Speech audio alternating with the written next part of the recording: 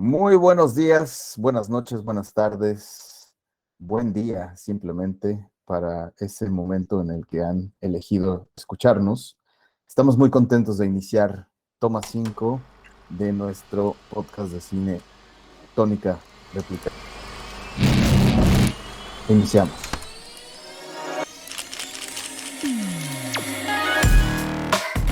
Aquí hablamos de cine, series, libros, revistas y otros. Tónica Replicante.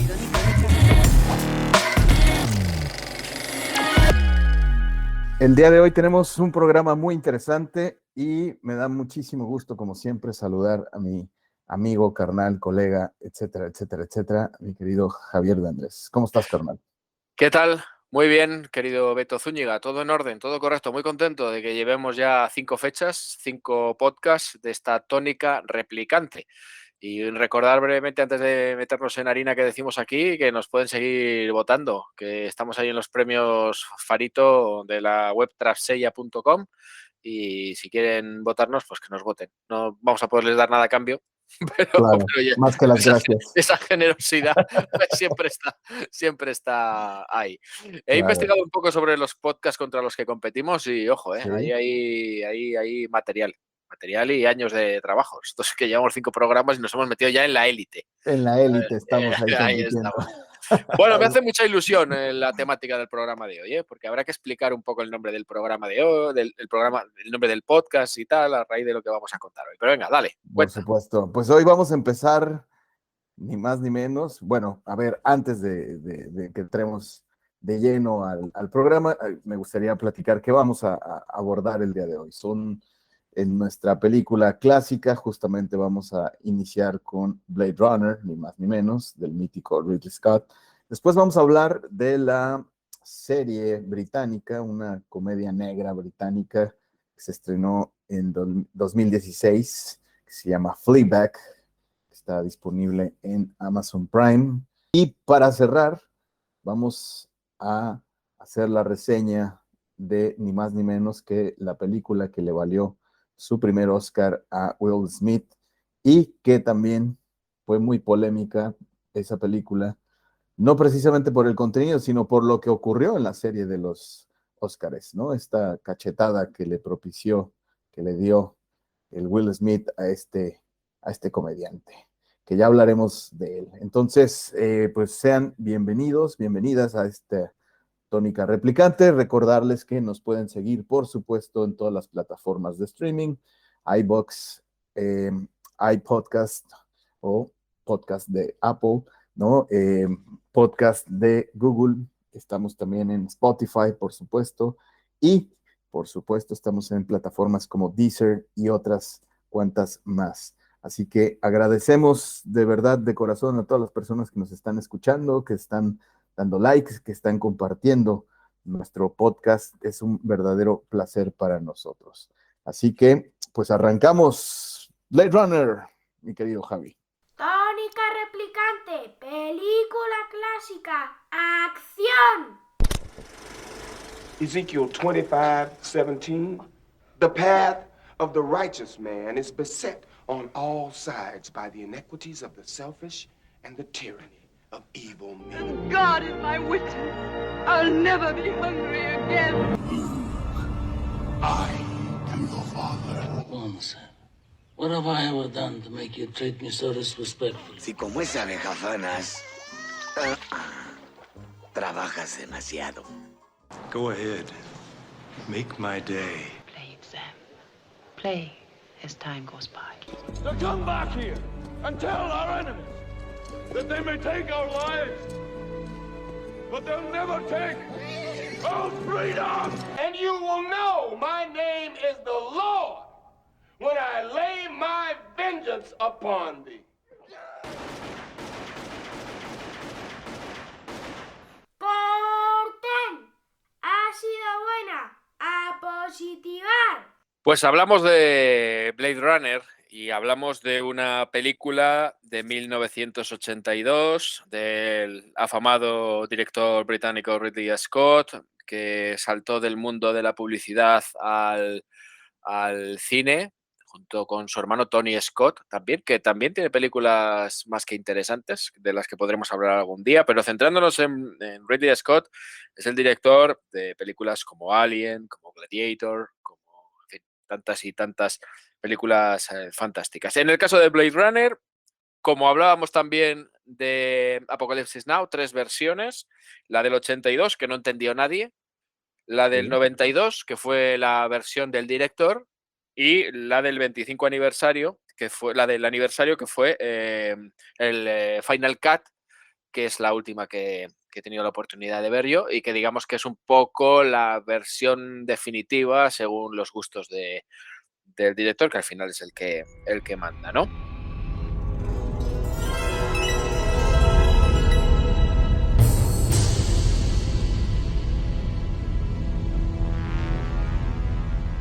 Bueno, pues estamos hablando de una distopía. ¿Eso qué significa? De un futuro que es más que probable que no se produzca, entre otras cosas porque ya ha pasado. Quiero decir, que los hechos reflejan la realidad de Los Ángeles del año 2019, con lo cual ya vamos un poco tarde. Claro. Hablamos de el egoísmo del ser humano y la tecnología ha permitido a la raza humana crear seres a su imagen y semejanza que se llaman replicantes, y como los seres humanos somos tontos, los creamos más fuertes que nosotros y igual de inteligentes. Y como somos imbéciles, les ponemos y les utilizamos de esclavos. Claro. Entonces, ¿eso qué produce? Pues que estos humanoides más inteligentes y más fuertes, que son esclavos, piensan por sí mismos y tienen algunos de ellos incluso sentimientos, pues se rebelan y montan una especie de revolución. Esa revolución es sofocada y se crea un cuerpo especial de policía que se llama Blade Runners, que se encarga de capturar, de ejecutar a los replicantes, que así se llaman, que han quedado dispersos por Los Ángeles o por el mundo entero. Uno de estos Blade Runner es Harrison Ford, en un personaje que ya analizaremos después, porque no está entre sus películas favoritas, ni mucho menos, y explicaremos quizá por qué. Esta película pasa a la historia por muchísimas cosas. Primero, porque es una brutalidad el product placement que hay en ella. Tú no sé si te has fijado que hay como 50 marcas de publicidad a lo largo de toda la película. Es una cosa extraordinaria. Es un billboard total, o sea, es así tal cual, un espectacular de marcas, ¿no? Sí. Tiene un diseño de producción, un diseño de todo que es absolutamente majestuoso. Solo la imaginación de la ciudad de Los Ángeles en ese 2019 es como decir, es fascinante, ya te invita a ver la película además. Luego hay una comunión entre la música y las imágenes, que lo hemos hablado también en diferentes películas de las que hemos ido comentando, que es digna de mención. Pero sobre todo hay algunas cosas, que luego profundizaremos, que llamaron muchísimo la atención. He encontrado referencias, la primera referencia del cyberpunk está en esta película. De hecho lo es. De hecho es el vestuario de uno de los protagonistas, de la interpretada por Daryl Hannah, yo creo que se convierte en algo como tendencia, ¿sabes? Y luego también hay muchas referencias religiosas, incluso a la crucifixión, bueno, en fin. Pero ese es el argumento. Entonces este replicante, este Blade Runner va a cazar a 4 replicantes que se han localizado en la ciudad de Los Ángeles y los va dando caza uno a uno, porque estos 4 replicantes se han dado cuenta de que tienen una fecha de caducidad, tienen 4 años de vida nada más. Se les diseñaron, es una generación especial que se diseñó que tenía capacidad de sentir, de amar, todo tipo de sensaciones que puede tener un ser humano, pero que ellos tenían una fecha de caducidad de 4 años para que no, digamos, no se rebelaran como pasó con los otros, ¿no? Y eso es un poco la historia. Uno de estos replicantes es un personaje que es el que hace Rutger Hauer, que es maravilloso, que tiene una capacidad de síntesis y de reflexión y de moral tremendo. Pero bueno, digamos que ese es el argumento. Ahora, si quieres, podemos pormenorizar en los detalles que quieras. Basado en una novela, Sueñan los androides con ovejas eléctricas, de Philip K. Dick, del año 68. Y a partir de ahí tiramos y hablamos lo que quieras. Pues eso, lo interesante es que es una película que vino a revolucionar totalmente el cine de ciencia ficción y que vino a destronar literalmente a una de las películas que ya hablábamos en una de nuestras tónicas replicantes. Ya empieza a sonar por qué el nombre del podcast, ya se está aclarando un poco el por qué el nombre. Entonces, viene a destronar justamente a la película que ni más ni menos marcó una tendencia importante, que fue la de Metrópolis de Fritz Lang, que ya hemos hablado de ella y que pueden escuchar la reseña que hicimos sobre ella en capítulos anteriores. Entonces, viene a destronarla, ¿no? En el sentido en el que establece una idea, ¿no? Neo-noir o de cine nuevo negro, ¿no? De un cine donde en lugar de tener, pues, ¿cómo decirlo?, delincuentes, detectives y demás, pues ahora tenemos replicantes, ¿no? En lugar de de esta parte, ¿no? De estos elementos que son característicos del cine negro, ¿no? Entonces, al ser una película que establece justamente las bases y una tendencia importante, es precursora ni más ni menos del cyberpunk, un subgénero de la ciencia ficción, pues empieza a establecer parámetros muy, muy particulares, ¿no?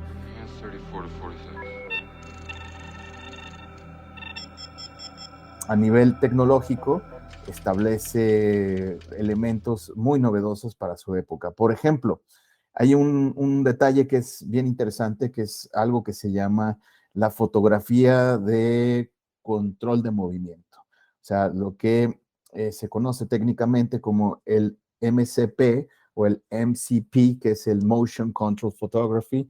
En realidad, lo que es esto es la posibilidad de replicar o volver a hacer 2, 3 o 4 veces el mismo movimiento, ¿sí? De tal manera que la cámara, lo que hacían en esta película es que filmaban y volvían a filmar sobre el mismo movimiento, lo repetían con una iluminación distinta.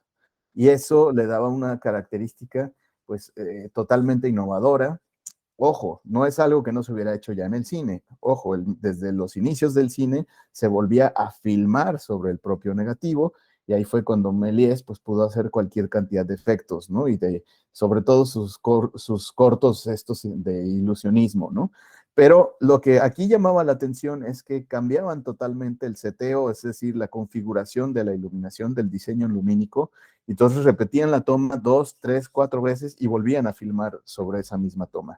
Y eso era algo totalmente innovador, algo que estaba generando pues una forma de revolución en términos técnicos, ¿no? Ese fue un aporte muy interesante, sin decir, por supuesto, la cantidad de situaciones particulares o detalles que hubieron, por ejemplo, ahí, ¿no? O sea, por ejemplo, Blade Runner en algún momento aparece por ahí o mete una réplica del halcón milenario, ¿no? De Star Wars, aparece por ahí. Hay cualquier cantidad importante de, pues hay que decirlo, como de maquetas, ¿no? Que estas maquetas permitían hacerse a una escala de hasta 4 metros para generar esta sensación de estas ciudades distópicas, ¿no? O este Ángeles distópico de 2019, y que pues era una inspiración de ni más ni menos que de Nueva York, de algunas ciudades de China, en fin. Aquí lo interesante fue toda la parte estética y la influencia que ha generado en el cine, que al día de hoy no se ha podido superar, ¿eh?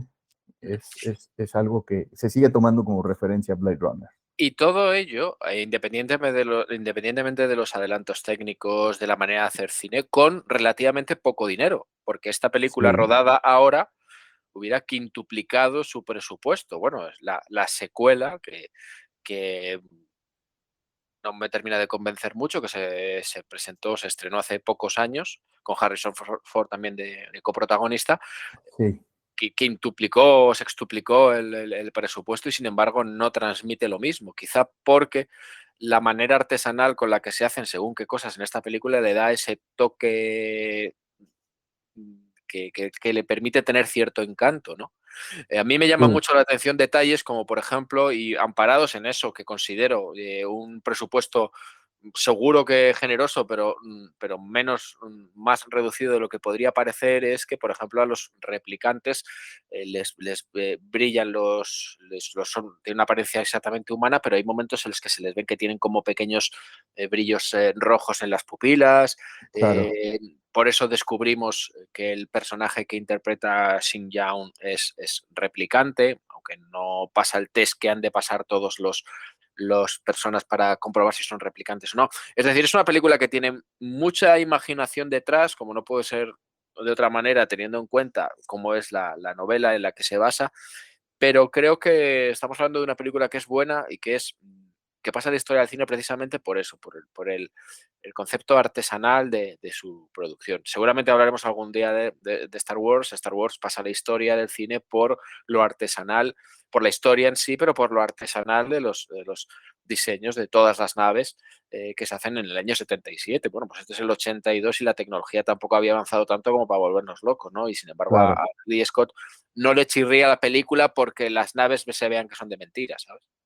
Claro, y además es interesante cómo, pues toda esta parte, ¿no? De los actores que están ahí digamos que, pues protagonizando, venían también ya de generar algunos blockbusters, ¿no? Bueno, ni más ni menos Harrison Ford, por ejemplo, que en el papel de Rick Deckard, ¿no? Pues definitivamente no lo ves como Han Solo, ¿no? Lo ves como Rick, como el agente Rick Deckard, ¿no? Como este personaje, ¿no? Este Blade Runner, pues retirado y que regresa para hacer justicia, etcétera, etcétera. Y pues hay otros personajes que son pues, totalmente maravillosos y que tuvieron también un eco y siguen teniendo un éxito tremendo, ¿no? El mismísimo Edward James Olmos, ¿no? Que además ahí tiene una participación interesante por la parte del multilingüe, ¿no? O el multilenguaje que tiene que desarrollar, ¿no? Daryl Hannah, Roger Howard, en fin, o sea, viene soportada también la película por un talento importante en la interpretación, ¿no? Pero definitivamente yo creo que lo que más destaca, ni más ni menos, es también la parte visual, ¿no? Sí, sí, Visualmente sí, sí, sí. es una joya, ¿no? Es una joya, ¿por qué? Pues porque toma una cantidad importante de elementos arquitectónicos, así como lo hizo Fritz Lang en su momento del Art Deco, ¿no? O de la parte arquitectónica, pues Ridley Scott también se clava muchísimo, ¿no? Por ejemplo, toma elementos de la historieta, de esta historieta breve que se llama The Long Tomorrow, ¿no? Del 75 de Dan O'Bannon, y algo que llama también mucho la atención son estos dibujos, ¿no? De este actor galo, el famoso Sí. Mobius, Ujú. ¿no? Que pues definitivamente son como tanto la historieta como el mismísimo dibujante Mobius, pues son elementos claves, ¿no? Para que el diseño de arte que desarrolló Sid Mead, ¿no? Que fue como el artista conceptual, integrara todos estos elementos, tanto de la parte la parte de los cómics, ¿no? De estas historietas, como la parte del estilo del Möbius, ¿no? Y a mí me parece que Blade Runner desarrolló algo que difícilmente se va a volver a repetir o se ha repetido, ¿no? Fíjate que a mí me gusta mucho destacar de esta película también que es una película de acción, pero sin excesivas escenas de acción. La más importante es la retirada, entre comillas, de Sora, que es una de las replicantes, que hay una persecución, Sí, una icónica ensalada de tiros en la que la replicante atraviesa una serie de cristaleras hasta caer muerta al otro lado de ellas, pero es la única escena de acción como tal, porque luego la famosa pelea final no llega a ser prácticamente tal. Los duelos que tiene Deckard con los otros replicantes son, digamos, light para lo que podría ser. Pero claro. me gusta sobre todo cómo nos lleva el tránsito que lleva el propio Deckard, al que da la impresión de que le gusta más bien poco su trabajo, que yo creo que sospecha que él puede ser un propio replicante, que es algo de lo que se ha hablado mucho, que incluso Ridley Scott no ha terminado de desmentir nunca. Sí, nunca lo ha dicho, ¿no? Nunca lo ha terminado de desmentir. Y entonces, digamos que hay muchas escenas, hay las escenas de acción, es verdad que se ven y son visualmente grandes, pero lo que yo voy a lo mismo, la limitación de tener que reflejar una ciudad tan colapsada y tan exagerada como es ese Los Ángeles, lo resuelve Ridley Scott con planos muy cortos, porque si te fijas, vemos muchos detalles y los famosos paraguas con esa luz incorporada, la Claro. estética cyberpunk, con gente de todos los pelajes hablando 7 idiomas a la vez, pero son todos planos muy cerrados, muy cortitos, en los que sí que se ven naves, se ven cosas, pero digamos que no nos abre el plano como ahora están obsesionados los directores para que veamos en lo que se han gastado la pasta de los efectos digitales, ¿no? Y Claro. entonces ahí también me gusta mucho la película, que no necesita enseñarme en Los Ángeles del año 2019 nada más que un poquito al principio y desde arriba, desde lo alto, para que nos hagamos una idea, y luego cuando está abajo en el meollo, con planos cortos es suficiente, ¿sabes? Eso me gusta mucho de la película. No, además, a ver, la dirección de Ridley Scott es o sea, totalmente magistral, ¿no? Es espectacular la forma en la que dirige, la forma en la que con pocos recursos, técnicamente hablando de esa época, hace de verdad una película espectacular.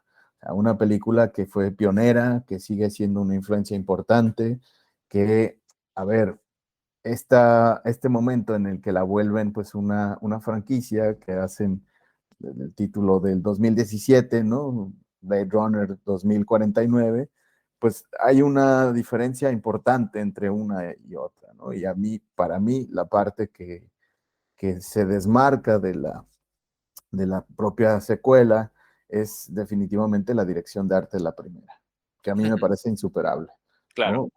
Independientemente de que vuelva a participar Harrison Ford, ¿no? A mí me parece que la primera en ese sentido no tiene comparación, ¿no? Porque fue totalmente innovadora y de lo que hemos hablado, ¿no? De estas películas que cómo van envejeciendo, ¿no? O sea, es una película que ya tiene justamente, pues si es del el 82, pues cumplió 40 años. 40 años, sí, sí. Está celebrando sus 40 años ahora, ¿no? Y a mí me parece que ha envejecido de una manera bellísima. O sea, yo la veo y no me parece como que se le ven los cablecitos, ¿no? Los hilos, ¿no? Como en algunas otras películas que se nota, ¿no? Que se nota chafa, ¿no? Cutre el efecto. Es que no necesitamos ver lo que no nos enseña. Eso es. ¿Podría mejorar las cosas? Pues a lo mejor podría Sí, mejorarlas, seguramente. pero no necesito ver lo que no nos enseña. No necesito, por ejemplo, todo lo que es el edificio donde vive JF Sebastian, que es un edificio abandonado, que es donde él tiene a sus criaturas. JF Sebastian es el diseñador genético, el genetista que ha, digamos, Sí. creado, aparte de los Nexus 6, que es la generación de replicantes. Pues eso es una ambientación, parece que ha pasado un tornado por el edificio ese, que probablemente sería un edificio abandonado de algún sitio, pero está Sí. con una ambientación tan fabulosa, tan fantástica, que no necesito verlo entero, con ver un poco el hall y ver un poco cómo está la zona de alrededor me vale. O sea, Con eso me puedo imaginar todo el fuera de claro, campo, porque claro. eso es el cine muchas veces, que me imagine las Sí, cosas. por No supuesto. necesito que me lo enseñes todo, que si quieres demostrar que te has gastado un pastizal, pues demuéstramelo si quieres, pero eso yo no Claro. necesito verlo. Sí, Que y eso además, lo hacía magistralmente Hitchcock, por otra parte, como decíamos sí, la semana pasada. exactamente, ¿no? Así, yo creo que ahí radica la grandeza también de quien dirige y de quien está llevando esta historia y la está contando, porque para mí funciona de una manera más elocuente mi imaginación en lo que no veo que en lo que estoy viendo, efectivamente, Claro, sí, sí, ¿no? sí. Y claro, estos primeros planos, me refiero no a primeros planos de acercamiento, sino de planos iniciales donde se demuestra cómo es la ciudad. Con eso, ¿no? Lo has dicho muy bien, con eso me basta, no necesito Claro, más. eso Y es. es espectacular la forma en la que se va presentando la historia. Tiene muchísimos detalles esta A mí me historia. llama muchísimo la atención la vertiente católico-cristiana que le sacan a la película. Hay un momento dado en el que el personaje de Rutger Hauer, que bueno, ya nota que se está muriendo porque ve que su cuerpo le empieza a fallar, y Sí, entonces saca un clavo de unas maderas y se atraviesa una de las manos con uno de esos clavos. Bueno, ahí ven referencias a la crucifixión y tal. sí, Yo por creo que eso es supuesto. quizá rizar un poco demasiado el rizo, pero ahí está. Y lo del cyberpunk yo es algo que no sabía y que al leerlo dije, caramba, pues sí. Pues sí, Claro. también. Entonces es muy curioso. Y luego, como dices tú, tiene un montón de detalles que hay que destacar. Pues se podrían destacar. Claro, en el rodaje, por ejemplo, hay una anécdota que es muy curiosa, ¿no? La parte de la guerra de las camisetas, que fue como Sí, lo que le llaman el T-shirt Wars, ¿no? Es sí. la parte donde, a ver, Ridley Scott estaba acostumbrado a trabajar con técnicos británicos, ¿no? Del Reino Unido, y de repente en el momento en el que llega a trabajar a Estados Unidos, donde se rodó la mayor parte de la película, que ojo, se rodaron algunas cosas también en Inglaterra, pero es muy curioso porque pues hubo una cantidad importante del crew, ¿no? Del equipo de filmación que llevaba estas camisetas que decían como Yes, Governor, ¿no? My ass, ¿no? Que en español sería algo así como, sí, jefe, sí, sí, sí, mi culo, ¿no? O sea, o sea, era una forma de burlarse de él, porque, a ver, Ridley Scott en una entrevista, muy desafortunadamente, pues responde que, pues que a él le gustaba más trabajar con los técnicos británicos, ¿no? Entonces, pues ante la provocación de los técnicos que traían estas playeras en el rodaje, pues el Ridley Scott se aventó una que decía Xenophobia sucks, ¿no? Que por ahí debe haber,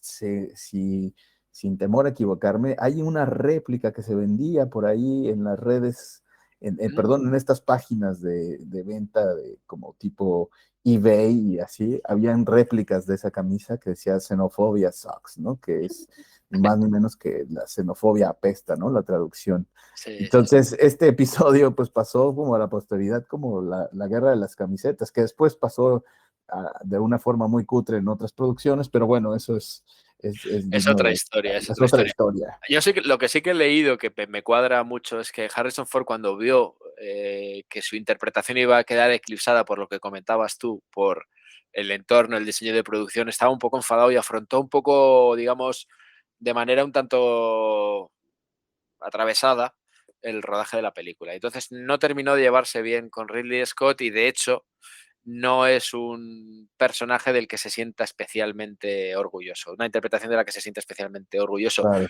Harrison Ford, entre otras cosas, porque compartió escena con Sean Young, que debe ser absolutamente insoportable.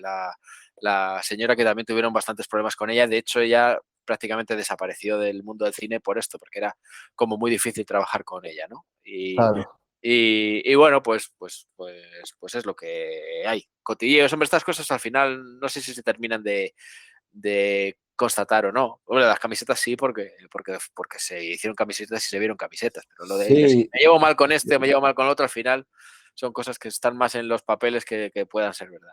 claro, y además estaría interesante conseguir una de esas playeras, ¿no? Sí, ¿verdad? La de la xenofobia sobre todo. Hablando de camisetas, un paréntesis, yo una vez vi una foto de Sí. Harrison Ford con una camiseta que ponía "Soy Han Solo, Indiana Jones y Rick Deckard", y ponía algo así Claro. como "mejóramelo" o algo así, o Sí, "y sí, tú no", o algo así. es un poco como, a ver, o sea, yo no tengo ningún conflicto y me creo perfectamente bien los tres papeles que ha Sí, sí, interpretado sí. Sí, este sí, hombre, claro. ¿no? Sí, Es sí. espectacular, Es verdad que luego hay actores que quedan encasillados para siempre en papeles sí, y si les ves fuera de esos papeles dices, no, no no te la puede crees, ser. Pero no te la crees, este señor tiene la capacidad, bueno, fue El Fugitivo, claro. fue Harrison Ford, fue Rick Deckard, Indiana Jones, Han Solo, bueno, tiene una galería de caracterizaciones increíbles y te lo crees en cada uno de los papeles que ha representado y eso yo creo que es lo que le da más valor y más mérito a la trayectoria cinematográfica de este señor. Sí, sí, la música es otro factor que Oh, es fundamental. El mismísimo compositor griego que tiene un nombre larguísimo y que se reduce en una palabra, Evangelis. ¿no? Sí, claro. No le des más Vangelis, vueltas. Vangelis, o como le quieren Evangelis no lo decir, sé. ¿no? Mis conocimientos de griego no llegan hasta este punto, pero yo le he Tampoco lo llamado sé, siempre Evangelis, pero claro, puede ser cualquier otra Vangelis, cosa. claro. Sí, sí. Pues Vangelis, ni más ni menos, este compositor griego que ya venía de haber ganado un Oscar por haber compuesto la música de Carros de Fuego, ¿no? Que es Sí. esta canción que es mítica. Pues Ujú. aquí lo interesante o lo verdaderamente significativo es que hizo un soundtrack, ¿no? Espectacular, que lo escucho y suelo escucharlo con mucha frecuencia cuando quiero ponerme así como en concentración. para mí es un deleite, ¿no? Totalmente, pues esta música electrónica postmoderna, ¿no? Totalmente ochentera, con los sintetizadores que se estaban poniendo muy de moda y que no tiene pierde, ¿eh? El soundtrack se puede escuchar pues en diferentes plataformas de streaming, pero YouTube, por ejemplo, está en varias versiones. Y a propósito del soundtrack, hay una cosa que es muy chistosa, como estos datos de la música. Esta película tuvo algo, muchísimos, lo que los gringos conocen como los bootlegs, ¿no? O sea, como estas piraterías, ¿no? Ajá. Estas versiones no oficiales, Ujú. ¿no? Y a mí me pareció curiosísimo, ¿no? Que hay, pues salieron al mercado diferentes soundtracks oficiales de esta película, ¿no? Y que en realidad no eran oficiales, o sea, era gente que era aficionada y que empezó a hacer como estas recopilaciones y de alguna manera las lanza al mercado, que no tienen nada que ver con la versión oficial, o al menos la de los productores, ¿no? Pero bueno, la música de Vangelis es espectacular. Es tremenda, es tremenda. Es una buena oportunidad de asociar a la música a lo que está apareciendo en pantalla, que ya lo decíamos antes. Claro. Perfecto. Apartamos Tónica Replicante. Bueno, apartamos, digo, Blade Runner. Digo, ¿contámoslo el nombre o no? Sí, bueno, ya dijimos una primera parte, ¿no? Sí, ya dijimos una primera parte. La primera parte ya está, ¿no? Lo que vamos a hacer el próximo programa es recuperar el jingle original, porque Claro. Beto y yo nos conocemos desde hace muchos años, no vamos a decir cuántos para no asustar, pero una Claro. de nuestras primeras colaboraciones fue la de, en un programa de radio que yo tenía, él desde el otro lado del Atlántico hacía sus colaboraciones, y luego incluso en España también. Y ese programa se llamaba Tónica Latina, y entonces en los 3 meses que duró el proceso de preproducción de este programa, ¿verdad? Y todas las cosas. Y los 6 meses de trabajo para elegir el nombre, pues Claro. pensamos que podría ser una buena idea llamarle a este espacio Tónica Replicante, por aquello de ser una réplica del primer programa. Y así Exacto. fue.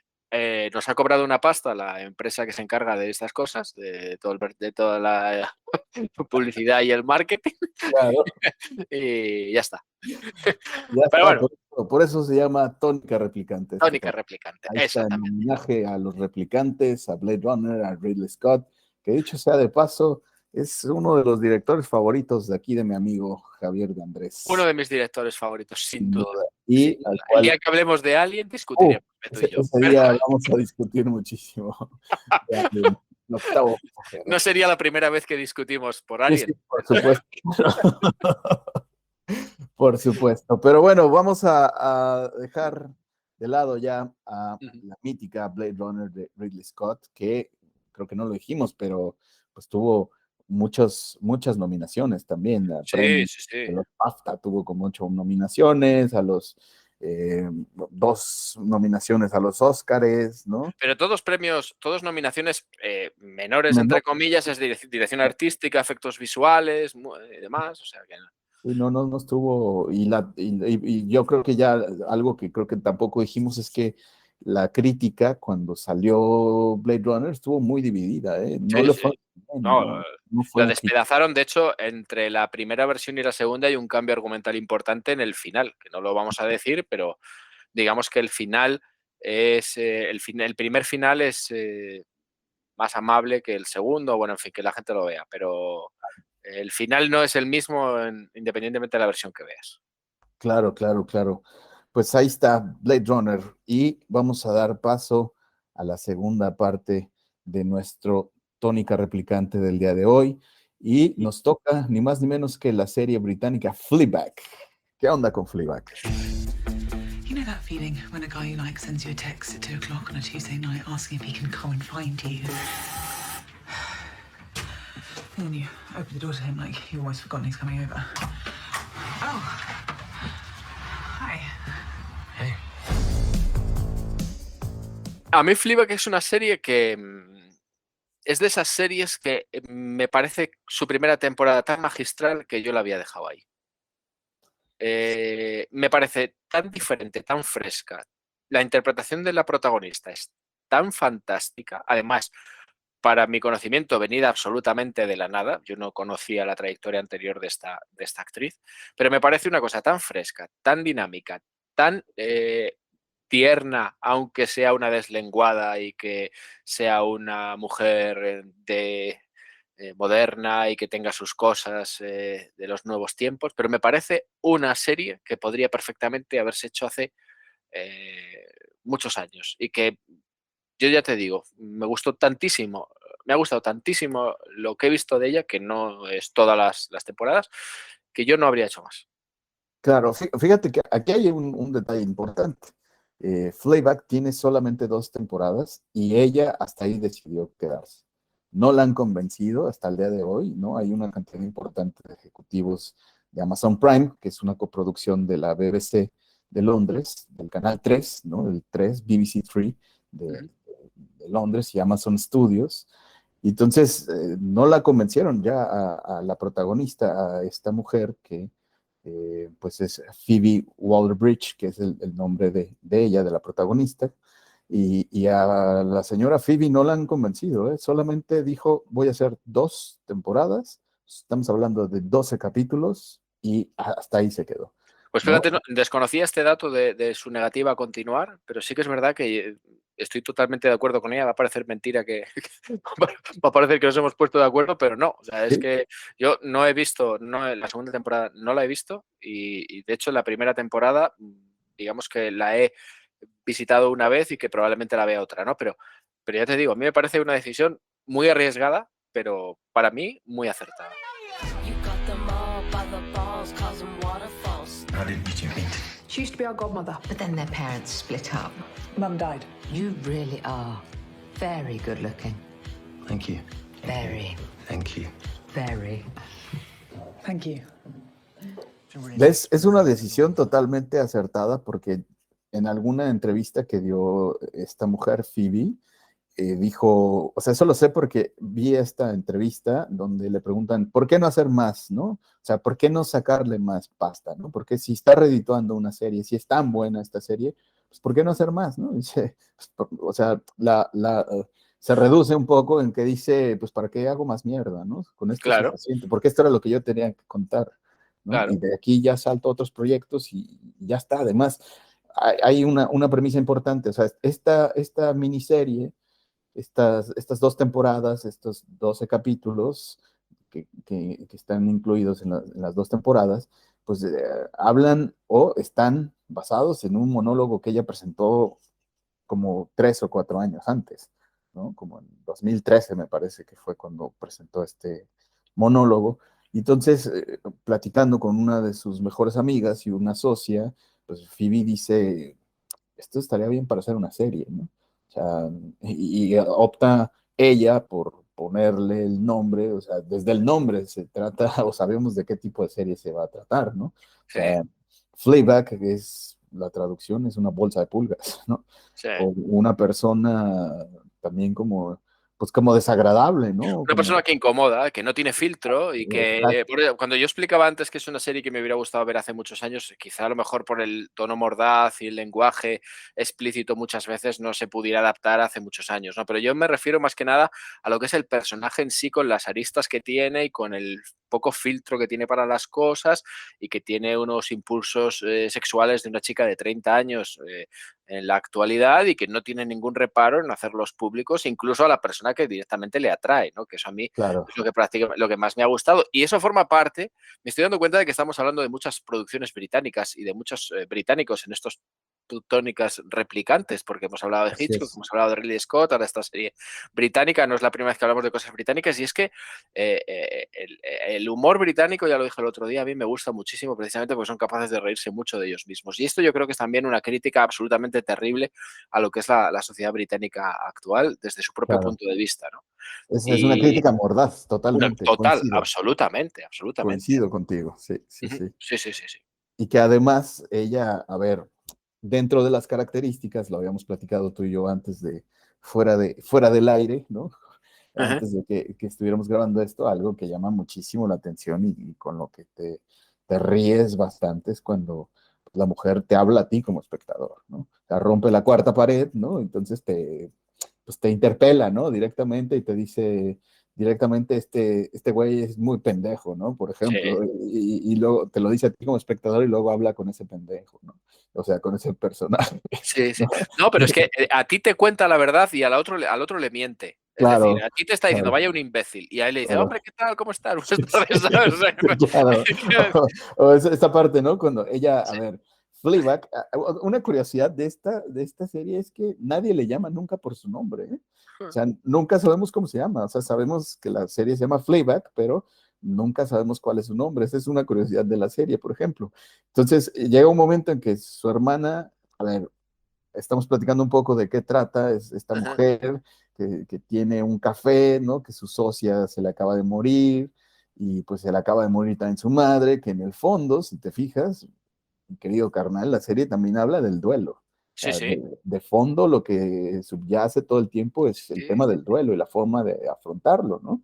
No, eso es Y como una explosión interior que dice, pues a la mierda todo. Entonces se me acabaron los filtros y se me acabó todo, os vais a enterar de lo que opino de cada uno, se lo voy a claro, contar a estos que me están viendo al otro lado de la pantalla y os vais a enterar.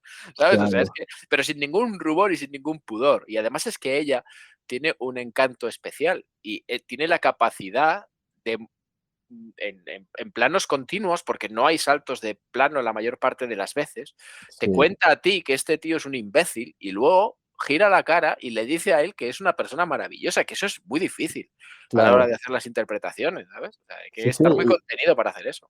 claro, ¿no? Y entonces hay, o sea, a ver, lo que encanta a mí, como lo que más me atrae de esta serie es que efectivamente es políticamente incorrecta, ¿no? O sea, es cero políticamente correcta. Y eso me parece muy, muy, muy interesante porque, pues además va presentando situaciones muy patéticas, ¿no? O sea, te va dando supuestamente más información a ti como espectador, cuando hablamos de estos niveles de información que tiene el espectador, ¿no? Entonces, de repente su hermana le dice que si le presta dinero para que logres salvar su café y su situación tan lamentable por la que está pasando, y de repente dice, o sea, sí, sí, le voy a pedir dinero prestado a mi hermana, sí, sí, sí, y entonces termina diciéndole, no, gracias, no lo necesito, Sí. sabes que necesita el Sí, es dinero, verdad, está sí, sí. arruinada, ¿no? Sí, Entonces, este humor británico es un humor muy fino, un humor muy, muy, muy patético en muchas ocasiones, y es tan patético que da mucha risa, ¿no? O claro, sea, las situaciones tan lamentables que presenta dan mucha risa, ¿no? Y es un humor muy inteligente. O sea, a ver, esta mujer, Phoebe, pues es una, además de ser actriz, también es escritora. O sea, le han encargado por ahí algunas otras series, por ejemplo, ¿no? Le han encargado algunas otras cosas, incluso cadenas como HBO, por ejemplo, ¿no? Bueno, pues es interesante lo que ha hecho esta mujer. Hablando ahorita me acabo de acordar muchísimo que Phoebe está presente hablando de Harrison Ford. Ella está presente, sale en el episodio en la película de Solo, ajá, de, sí, sí, en sí. la película de Solo, ella interpreta un androide, por cierto. Ujú. Y Ajá. pero bueno, ese es dentro de muchas de las demás cosas que ha hecho eh, esta mujer. Desde luego, si no hace tercera temporada no será por dinero, porque Amazon No, Prime Video creo que tiene unos duros para gastárselo en una serie que, por otra parte, es de lo más barato que hay. Porque quiero decir que son escenarios todos, es verdad que la mayor parte de ellos son naturales, incluso por la calle, pero vamos, el coste de producción de esta serie yo no le veo como muy exagerado como para que pueda ser una cuestión de dinero, ¿eh? no, no es una cuestión de dinero y además, a ver, o sea, Amazon Studios la ha intentado de todas las formas posibles, de decirle, oye, vamos a echar una tercera temporada y a mí me parece una decisión muy acertada, porque es justo de lo que hemos hablado muchas veces, ¿no? ¿Para qué alargas algo? O sea, ya, ella lo dijo, ¿no? Está muy claro, yo hice un monólogo, de ahí se basó esta serie, 2 temporadas suficiente. E incluso con una temporada hubiera sido totalmente suficiente, ¿no?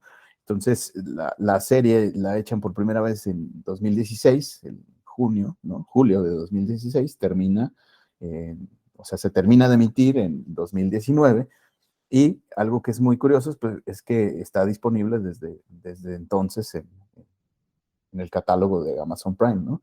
muchísimos premios ha tenido esta película, ¿no? O sea, ha estado nominada en los Emmys, en los Globos de Oro, se ha ganado bastantes premios. Y no es para menos, ¿eh? Me parece que lo que Y ha hecho la Phil clave de Lord, todo esto, 27 minutos cada capítulo. eso es.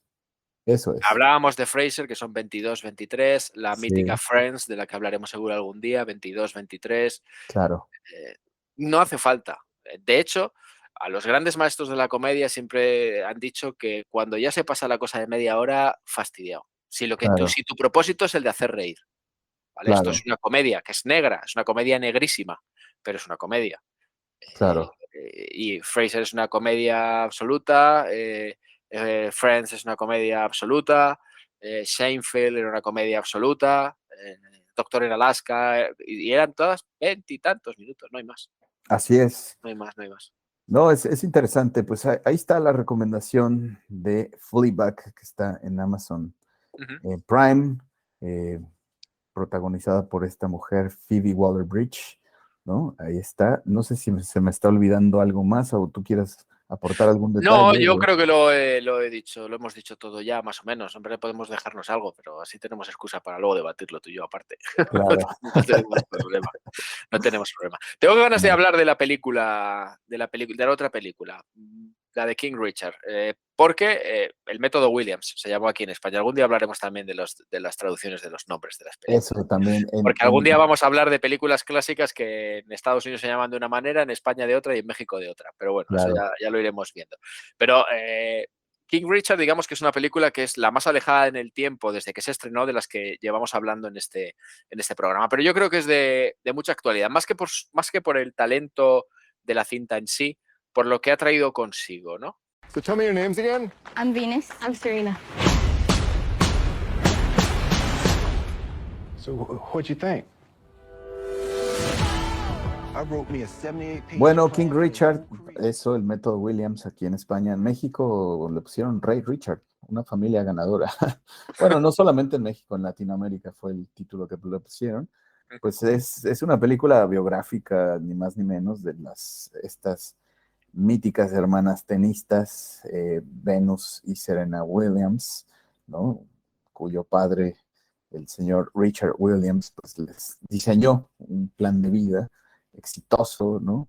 Y dicho sea de paso, pues ellos, tanto Venus como Serena, como su padre Richard, son también pues productores ejecutivos de la película, ¿no? Es muy curioso, una película que se estrena en el 2021, ¿no? Dirigida por Reinaldo Marcus y escrita por Zach Bailey. Pero lo interesante pues es que está protagonizada por el mismísimo Will Smith. ¿Qué nos puedes decir de King Richard? Lo primero de todo es que cuando los retratados en el biopic producen la feria, no vas a encontrar, digamos que muchos escándalos, ¿vale? Del señor Richard Williams se han dicho muchas cosas, algunas auténticas barbaridades, pero digamos que la película es blanca en el sentido de lo que sí efectivamente se ve, que es un padre autoritario, que sí intenta dirigir y consigue, de hecho, la carrera de sus dos hijas tenistas, que hay un momento dado en el que descubre que una de las dos tiene más talento que la otra y la apuesta por ella, pero sin olvidarse de la mayor en este caso, de Venus, que es capaz de llegar a extremos de incluso hasta casi prácticamente pasar hambre porque él considera que tienen que ser entrenados por los mejores entrenadores y no por cualquiera. Bueno, estamos hablando de una persona que tiene un planteamiento muy particular a la hora de llevar la carrera tenística de sus hijas, que a la postre se nota que lo hizo bien el señor, porque las dos han sido... Pues una Serena probablemente la mejor tenista de la historia, una de las mejores de la historia, y Venus también una tenista extraordinaria. Lo bueno que tiene esta película, para empezar, es la interpretación de Will Smith, que para mí está soberbio.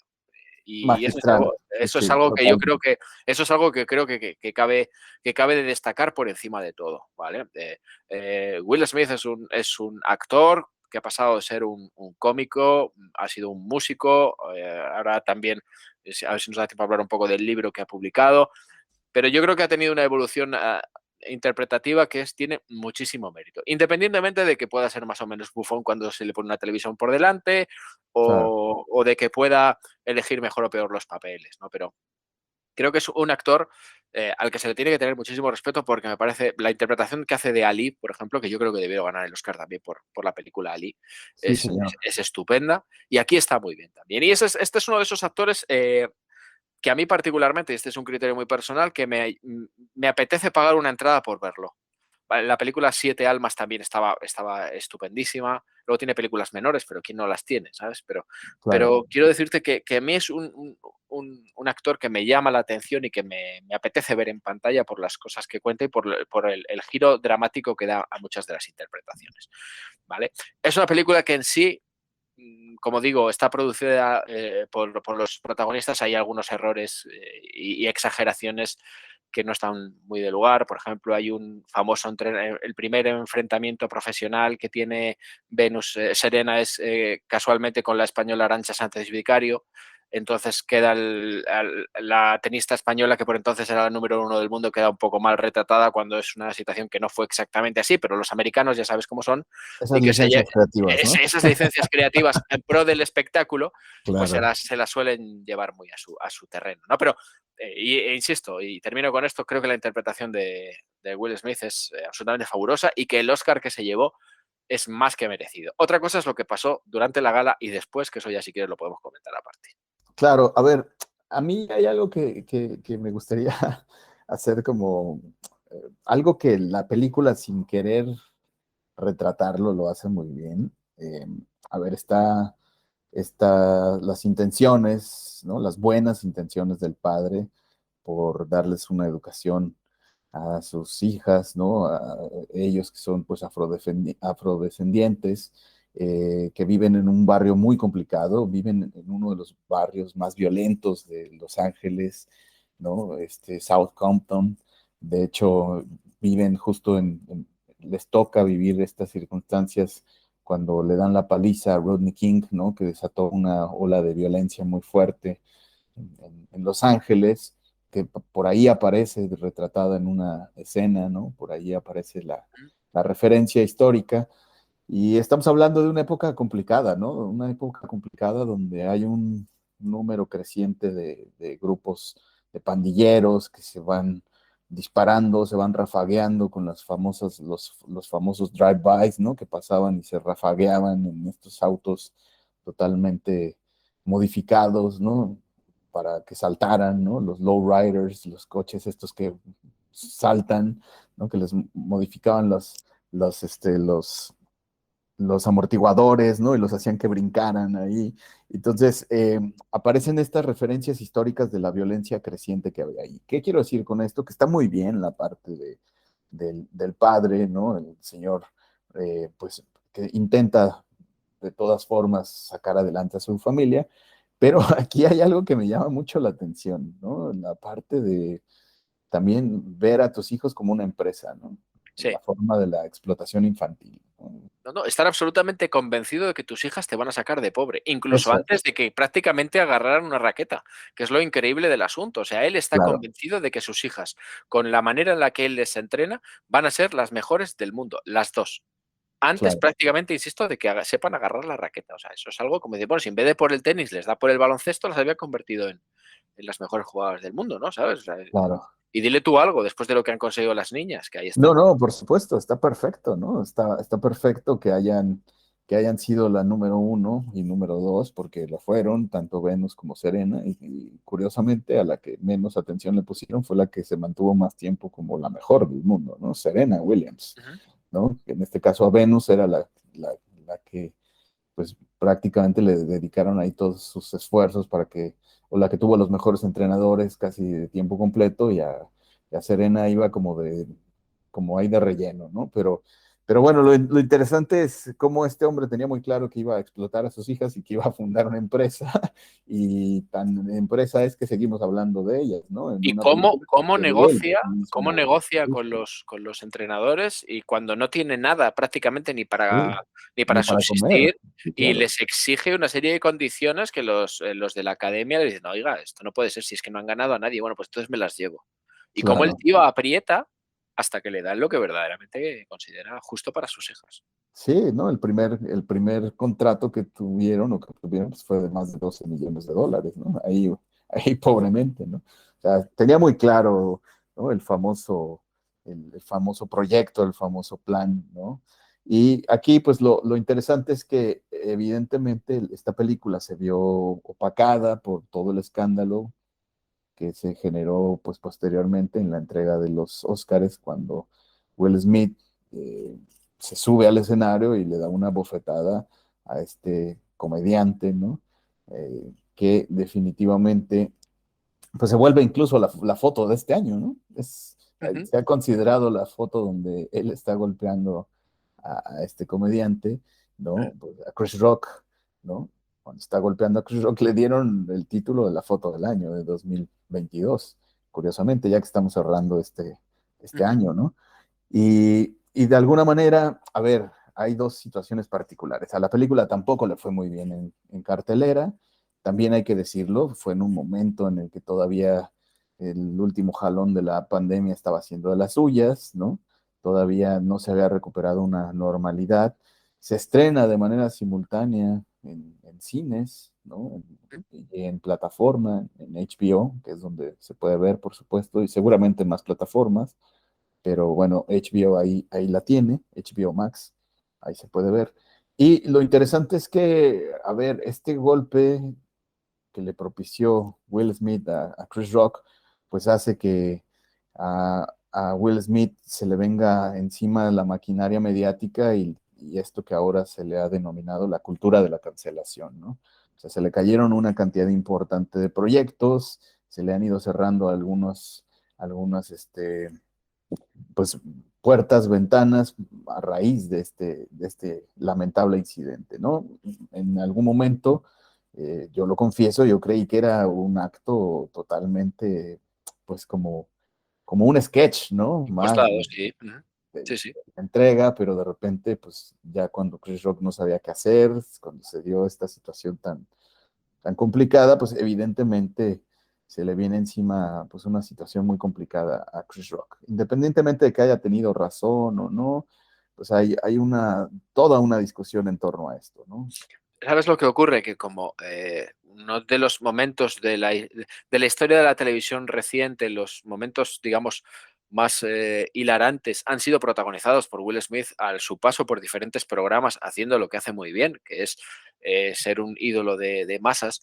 Todo el mundo pensó en un primer momento que la famosa bofetada era algo que estaba orquestado entre Chris Rock y Will Smith, que eran particularmente amigos. Sí. Lo que pasa es que después de que Will Smith se sienta otra vez en el patio de butacas y empieza con la cara completamente descompuesta a decirle, oye, tú no te vuelves a meter con mi mujer porque te vuelvo a dar, es cuando ya la gente empieza a pensar que quizá aquello no sea de recibo. Sí que es verdad que a mí el Chris Rock me parece un cómico mediocre, un actor penoso y como persona tiene que dejar bastante que desear también. Eso no quita que uno pueda tomarse la justicia por su mano y calzarle un guantazo porque se está metiendo con tu mujer. Esto lo que ha dado de sí es críticas de un lado y de otro. El colectivo feminista es que la mujer podía haberse defendido sola. Sí, el colectivo machista sacando pecho porque ha tenido que proteger a su hembra del acoso, de tal. Los blancos, pues porque ha sido un negro. Los negros, porque es que sois racistas todos. Ha dado una vuelta a todo esto que efectivamente la carrera de Will Smith puede quedar seriamente perjudicada. Aquí, entre tú y yo y lo que nos escuchan, creo que le importa entre poco y nada a Will Smith que su carrera quede, digamos, un poco aparcada porque él tiene el dinero suficiente como para producirse sus propias películas, ¿vale? Entonces, claro. Más modestas puede ser, pero igual de efectivas. Acabo de ver además Emancipation hace poco, que es una película que no es que sea especialmente brillante, en la que él de nuevo vuelve a estar muy bien, vuelve a sustentar a toda la película y podría volver a estar nominado al Oscar otra vez perfectamente por esta película, aunque él esté vetado en la gala y no pueda ir los próximos 10 años. Que dicho sea de paso, me parece una medida absurda. Es decir, la Academia del Cine también toma unas decisiones que hay veces que parece que estemos en los años 40, ¿sabes? Pero bueno. Que no quedan muy claras, ¿no? También porque... No. Pasa con la sanción a Chris Rock, por ejemplo, ¿no? Claro.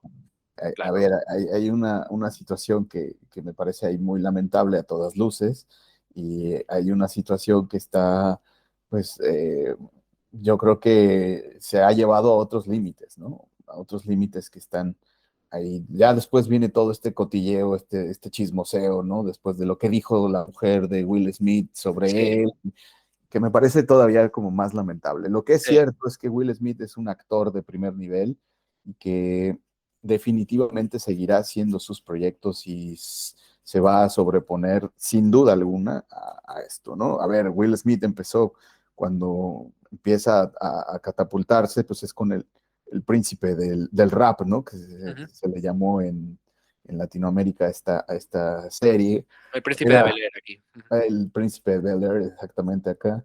Y que era como muy de medio pelo, etcétera, etcétera, pero ya cuando hace pues esta película también de los hombres de negro, empieza ya a brincar un poquillo, ¿no? Así definitivamente a demostrar que puede hacer algunas cosas un poco más en forma, ¿no? Hay que decirlo, pero definitivamente los papeles que ha hecho en los últimos años demuestra la calidad de intérprete que es.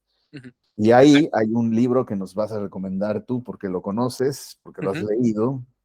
Es un libro que se llama Will, que es una autobiografía del propio Will Smith, que se publicó poco antes del famoso bofetón, por lo tanto da la impresión de que tuviera que estar todo orquestado. A mí es un libro que me ha gustado porque ya te digo que es una persona que de primeras me resulta simpática, por lo que he visto, por la trayectoria cinematográfica que tiene, por sus apariciones en televisión aquí en España, que han sido muy, muy famosas, y porque creo que es un chico que transmite verdad en lo que hace, ¿no? No le veo dobleces, ni le veo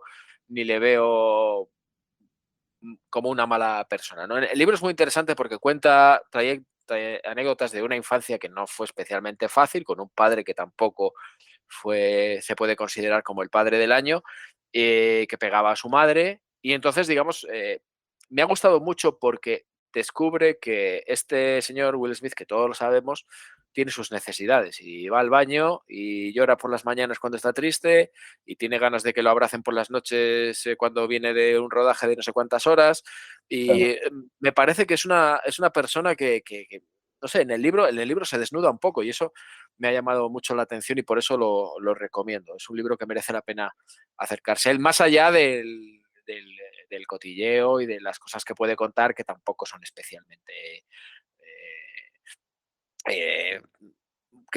que te puedan interesar mucho a la gente. Quiero decir, de autoayuda, pues puede considerarse un libro de autoayuda porque él tiene muchos problemas con ese recuerdo que tiene de la violencia doméstica que vivió en primera persona, y llegó un momento en el que él se reprocha muchísimo no haber estado más firme en torno a su madre para defenderla de las palizas de su padre. Entonces, bueno, pues digamos que eso le marca un poco la vida. Pero, insisto, yo es un libro que sí que recomiendo porque se lee, tiene sus buenas 400 páginas, pero se lee muy bien y yo sí que lo recomiendo. Y por cerrar el tema de la bofetada, yo creo que aquí fundamentalmente, y va a parecer que estoy yo aquí defendiendo a Will Smith, aquí el que confunde el escenario es Chris Rock. Yo no sé si has visto un programa que se ha exportado a Europa, que es americano, que no sé exactamente cómo se llama, pero cuyo objetivo es despedazar a un invitado en concreto.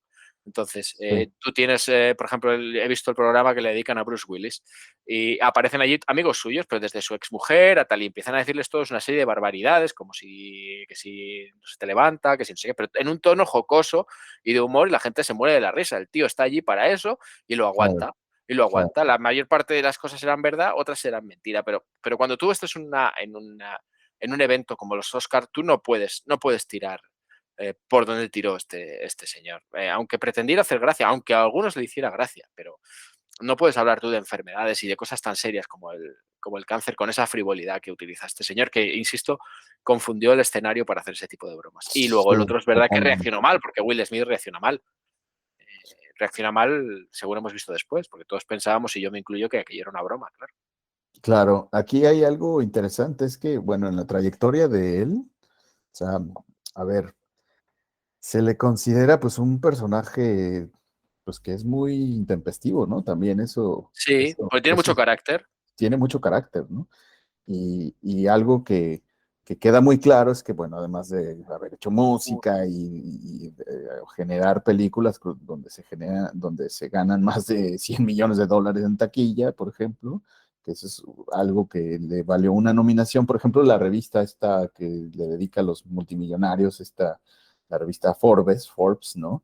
Lo consideraba hasta antes de la cachetada, por ejemplo, la estrella le llamaban como la más financieramente viable de todo el mundo, ¿no? O la más financiable, ¿no? O sea, que iba a generarte sí o sí millones en taquillas, ¿no? Vamos a ver qué pasa con Willard Carroll Smith 2, es el nombre de Will Smith, Willard Carroll Smith 2.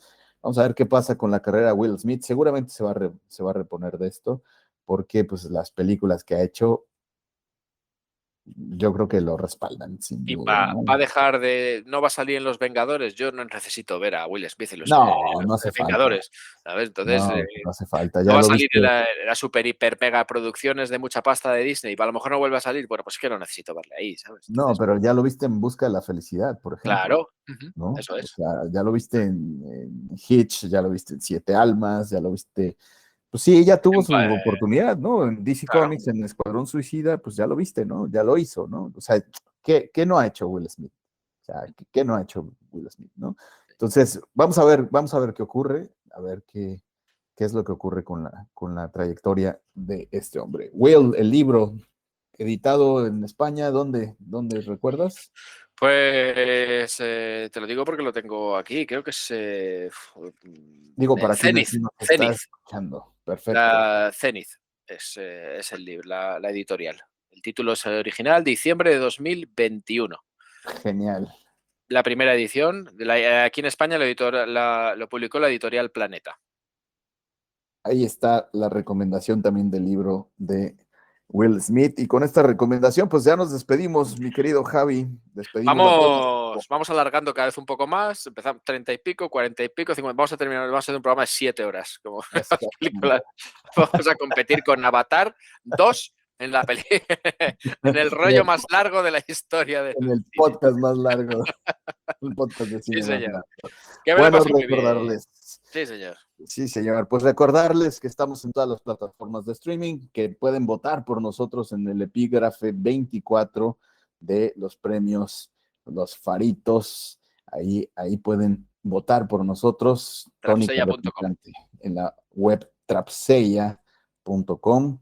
Y pues agradecerles nuevamente el privilegio de su escucha. Somos muy agradecidos y privilegiados porque nos escuchen aquí en Tónica Replicante. Recuerden que si quieren, pues podemos hablar de alguna película que les interese. Ya por ahí ya nos pidieron los Goonies. Sí. Habrá que hablar de los Goonies, por favor. Mítica película. Hay que hablar de esa película. Algunos se van a escandalizar cuando hablemos de alguna película clásica y hablemos, por ejemplo, de los Goonies. Lo mismo alguien se escandaliza, pero no. Son películas clásicas también. Por supuesto, y forman parte de la cultura popular del mundo ya. Hay que hacerlo. Bueno, pues nos vamos. Javier de Andrés, Alberto Zúñiga, muchísimas gracias por habernos acompañado. Chao. Hasta pronto.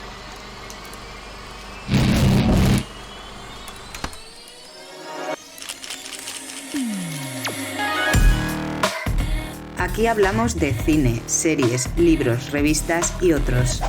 Tónica Replicante.